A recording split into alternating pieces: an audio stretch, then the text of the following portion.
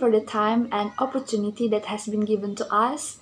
We are come from Group 2, and today we are going to present and explain about technologies for teaching and learning L2 vocabulary. And before that, let me introduce ourselves. My name is Angelina Pintarezebua as the first speaker and as moderator. Esther Sureningsi Zebua as second speaker, and Bunafide Kristiani Gula as third speaker. Okay, now I will to explain the first material. There is part A, memory-based strategy model for vocabulary learning. How many essential stage? According Ma, 2014 proposed a specific memory-based strategy model for vocabulary learning and test the model using data collected from a large-scale questionnaire study involving more than 300 participants. That is the strategy model. As we can see in the picture that in processing a word, internal and external memory are two very important parts. In accordance with this model, several stages that occur in internal and external memory are explained when we want to understand a word. That stages are: first, in external memory, discovering the new word. At this stage, there will be discovery and recognition of new words. Then, after receiving these new words, the internal memory will try to understand these words, where this process is called perceiving the word form. Then, the second stage in external memory, we will obtain the new word meaning. Then after that, the internal memory will try to interpret and understand the meaning of the word in the process of assessing the new word meaning. Then, at the stage when there is a process in which external memory, we will try to arrange the meaning of the word into a form. This process is called mapping the new word meaning with a new form. After that, internal memory will also process it so that we can construct the meaning.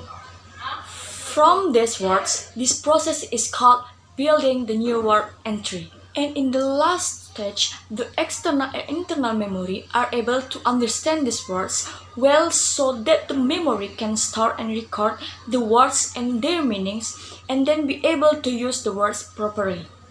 This last stage is called consolidating and retrieving the word. And next, part B, a framework for categorizing technology-mediated L2 vocabulary learning or teaching. Based on the work by Ma, 2009 and 2013, a framework is proposed to understand the mediation role of technologies on language learning and built with input from three perspectives. Okay, the first perspectives, the role of computer technologies. In this perspective, the computer as a tutor and author, the tutor-like role of technology, similar to that of a teacher, can guide and evaluate language learners' learning. Technology may also serve as a tool to facilitate learners' learning and performance. Okay, the next perspective, the incidental or intentional approach to vocabulary acquisitions. Language research recognizes two types of learning that are differentiated in L2 vocabulary acquisitions: incidental learning and intentional learning. This incidental is implicit and intentional is explicit. Distinctions influence how a particular lexical application is selected or implemented in learning or teaching contexts. When learning is incidental, the computer or mobile device mostly serves as a reader, and the technology is mainly used as a tool to scroll down page. On the other hand, the lexical applications are primarily tutors when the learner makes use of websites or mobile applications that are specifically designed for the learning vocabulary items intentionally. For example, a flashcards or interactive or intelligent applications which can evaluate the learner input to a certain degree. The next or the last perspective, Actual technology-mediated lexical application or tools and their impact on people's social life. Many new forms of technology-mediated vocabulary learning combine the possibility of incidental and intentional learning. Using dictionary application or lexical concordance during the class or doing homework, watching YouTube videos while commuting or listening to songs while walking, and so on, thus greatly enriching learners in classroom and outside classroom learning. Previous speaker has already mentioned lexical tools and lexical application, and now I want to explain about these two things. Lexical tools. These lexical tools can also be said to be like an electronic dictionary, which is used to access the meaning of a word and sentence. According to Hubbard, lexical tools refer to the various meaning technologies used by learners to derive meaning from new items to complete these two stages of learning. The most commonly used in this context are electronic dictionaries, which are web-based online dictionaries, which are installed locally on the desktop, and dictionary applications that are installed on mobile device. They are facilitative and for the most part seen as tools. Lexical application. This lexical application is certainly different from lexical tools. Lexical applications more closely align students' attention with a combination of the meaning, form, and use of the item. This lexical application is broader so that it can be divided into four categories, namely technology-mediated incidental learning with textual, oral, or visual input, technology-mediated communication, based lexical learning, a vocabulary list, flashcards, exercise, and dedicated lexical application. A special lexical application is very unique because it is all in one, where these four stacks are involved in learning, which is then addressed. 1. From meeting new items in context, accessing meaning through lexical tools, mapping the meaning of words and forms, using items receptively or productively. The next material, Part C, the emergence of mobile vocabulary learning. According to Kukulska, Hulme, and Schild, yearly research on mobile learning focused on mobile device. It is now generally agreed that more emphasis should be placed on learners who are constantly shifting from one learning context to another. 1. Primary and EVL application.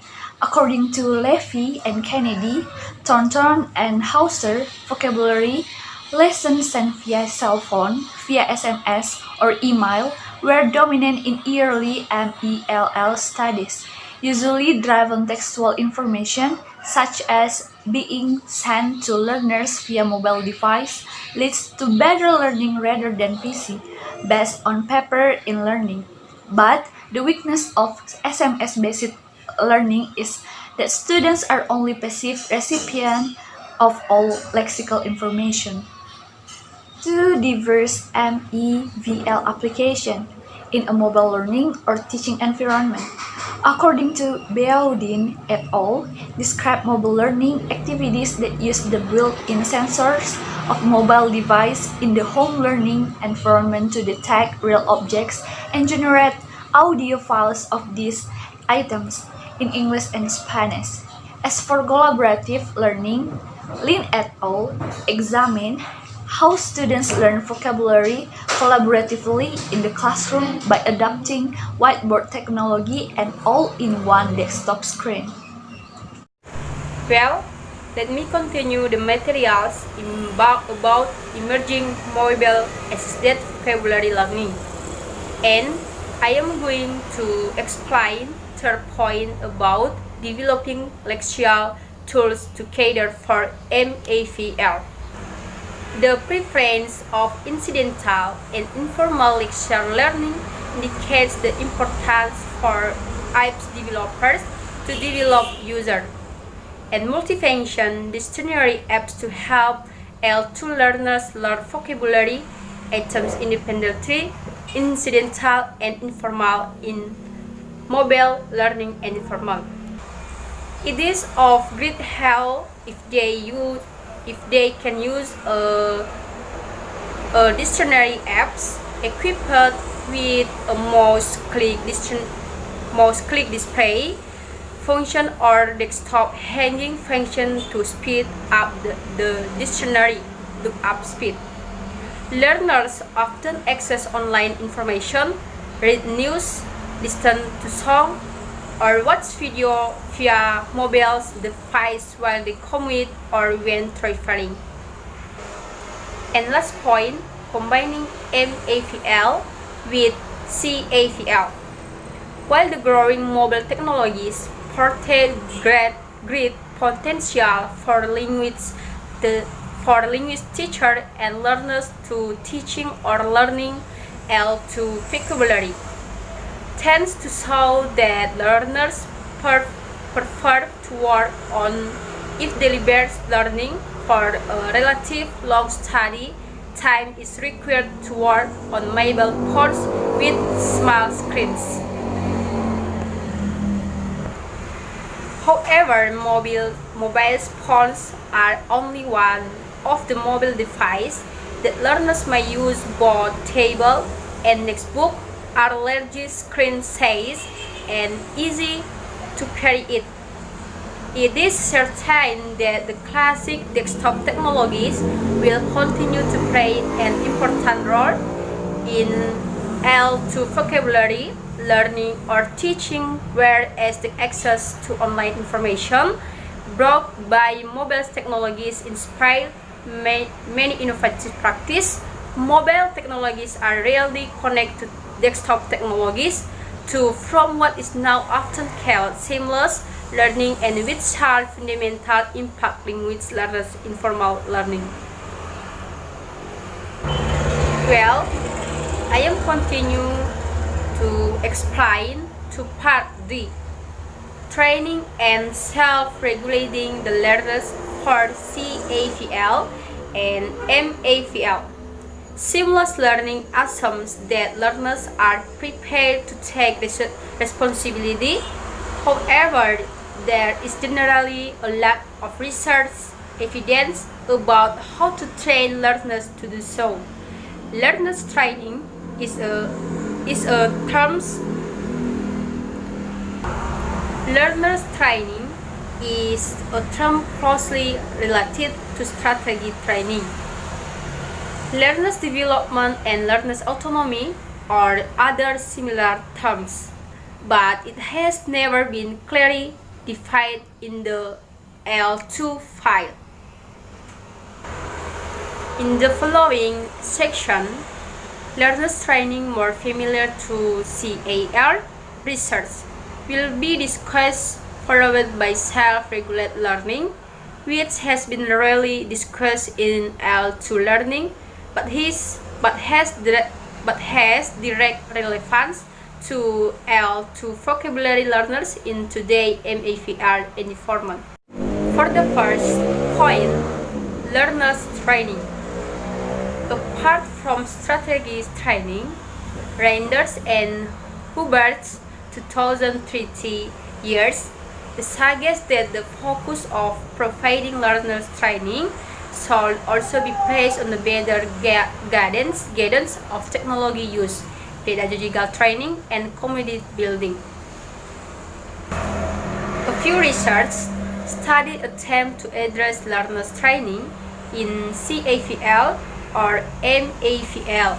A number of memory strategies were introduced to learners such as verbal association, imagery, rhyming, and alliteration, to which help to extract the meaning from mapping in step 3 of vocabulary learning.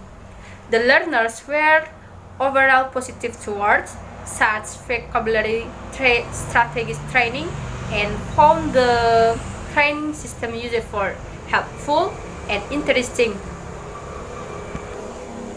And the last point, self-regulating the learners. A small number of empirical studies that provide learners training aimed at developing learner autonomy in CAL research. However, the terms learner's autonomy, similar to learner's training, suffer from not having a clear definition. That's all my explain about materials and techniques.